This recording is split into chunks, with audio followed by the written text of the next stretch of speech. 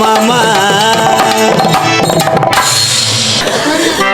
ஆடு வச்சிருந்தேன், மாடு வச்சிருந்தேன், 500 செம்பரி ஆடு வச்சிருந்தேன், அதை மேய்க்க 3 பேரை வேலைக்கு வச்சிருந்தேன்.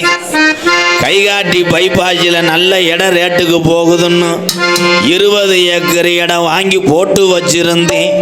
ஒருவேளை இடம் கை கொடுக்காட்டா நகை கை கொடுக்கும்னு 150 ரூபாவை சேர்த்து வச்சிருந்தேன்.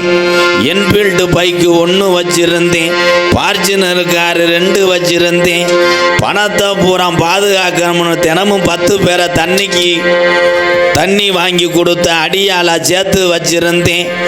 சாயந்தரம் ஆனால் ஒரே போர் அடிக்குதுன்னு சொல்லி பக்கத்தில் ஒரு சைடு பிக்கப் ஒன்று சேர்த்து வச்சிருந்தேன். அது எதுக்குண்ணே? அதான்டா அங்கே போய் ஊருவா போடுவேன்.